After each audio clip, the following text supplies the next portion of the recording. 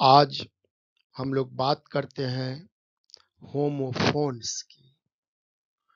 Homophones ऐसे शब्द होते हैं जिनकी ध्वनि लगभग समान होती है, परंतु अर्थ भिन्न होते हैं। जैसे सी, सी।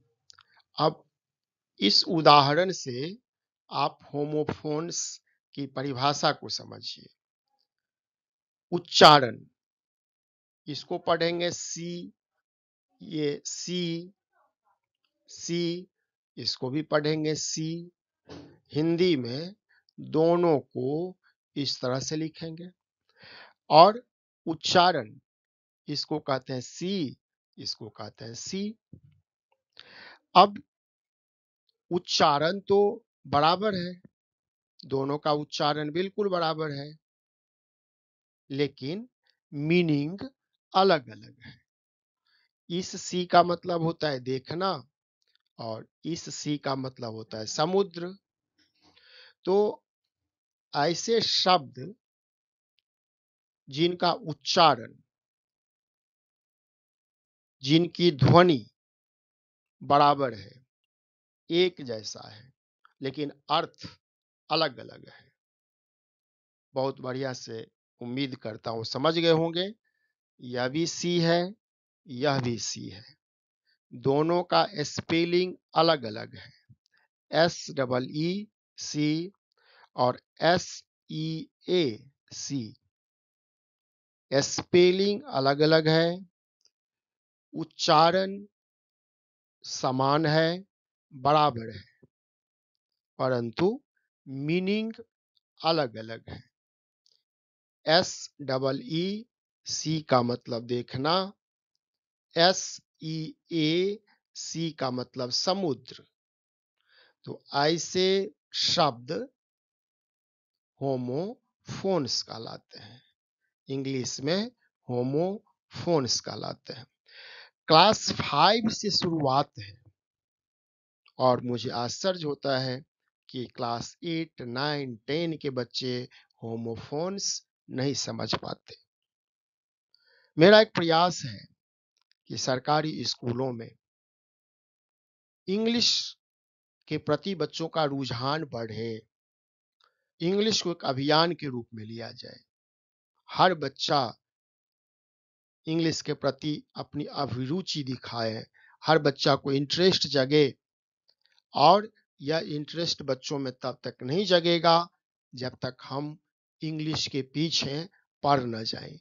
यानी एक माहौल बना दे इंग्लिश का। तो उसी अभियान का, उसी माहौल को क्रिएट करने का यह एक प्रयास है। होमोफोन्स क्लास 4, 5, 6, 7, 8, 9, 10, 11, 12 सारे बच्चे सीखें। जिनको कंपटीशन देना है वे बच्चे भी सीखें। अब इसी तरह के और भी एग्जाम्पल है। सन, SUN, सन, SON, सन। पढ़ेंगे एक जैसे, उच्चारण समान, लेकिन अर्थ अलग अलग। SUN सन का मतलब सूर्य, SON सन का मतलब बेटा। Pray, PRAY, prey, PREY, prey. इस प्रे का मतलब प्रार्थना, जो हम लोग स्कूल में करते हैं। और इस प्रे का मतलब शिकार, शिकार। मान लीजिए कोई आदमी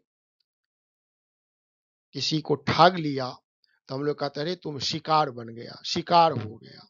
तो उस शिकार को प्रे कहते हैं। Steel, still. देखिए यहां पर थोड़ा अंतर है उच्चारण में, लेकिन लगभग समान है। इसको कहते हैं स्टील, इसको कहते हैं स्टिल। तो स्पेलिंग भी अलग अलग है, लेकिन उच्चारण लगभग समान है। तो इसको भी हम लोग होमोफोन्स कहेंगे। स्टील का मतलब इस्पात और स्टिल का मतलब अभी भी। बर्थ, BIRTH, बर्थ का मतलब जन्म, जैसे बर्थ सर्टिफिकेट हम लोग कहते हैं, जन्म प्रमाण पत्र। और यह बर्थ है BERTH, बर्थ। जब हम लोग ट्रेन में बैठते हैं तब हम लोग बर्थ की बात करते हैं कि यह बर्थ मेरा है, यह बर्थ आपका है। हिंदी में इसको श्रायिका कहते हैं, यानी सोने के लिए जो जगह होती है उसी को श्रायिका कहते हैं। तो इस तरह के शब्द होमोफोन्स कहलाते हैं। एकदम प्रोनाउंसिएशन देखिए, आप किसी को कहिएगा कि सी लिखो तो हो सकता है कुछ बच्चा SEE लिख दे और कुछ बच्चा SEA लिख दे, और वो बच्चा कह सकता है कि यह भी सही है, यह भी सही है। उसको ये तो नहीं कह सकते कि नहीं बेटा हम ये वाली सी बोले थे, क्योंकि जब हम सी बोलेंगे तो दोनों सही है। आप किसी को कहिएगा कि बर्थ लिखो, हो सकता है कुछ बच्चा ये बर्थ लिखे, कुछ बच्चा ये बर्थ लिख दे। दोनों का उच्चारण, ध्वनि बराबर है, स्पेलिंग अलग अलग है, मीनिंग भी अलग अलग है। तो मेरा उद्देश्य था आपको होमोफोन्स से परिचित कराना। होमोफोन्स, और हाई क्लास 4 के सिलेबस में क्लास 4 के बच्चे ये सीख जाएंगे, तो आपको 5, 6, 7, 8, 9, 10, 11, 12 तक, जब तक आप इंग्लिश में रुचि रखेंगे तब तक के लिए यह हमेशा हमेशा के लिए याद रहेगा। बहुत कम एग्जाम्पल लिए हैं, हम मात्र 5 एग्जाम्पल लिए हैं। बाकी यदि आपको पढ़ने की इच्छा है, जानने की इच्छा है, तो ग्रामर के बुक्स में बहुत सारे होमोफोन्स दिए हुए हैं। मैं भी प्रयास करूंगा कि इस पर और कोई वीडियो बनाए। तब तक के लिए आप इन सारे वर्ड्स को, इन सारे होमोफोन्स को बढ़िया से याद कीजिए, समझिए और जीवन में आगे बढ़िए। Thank you.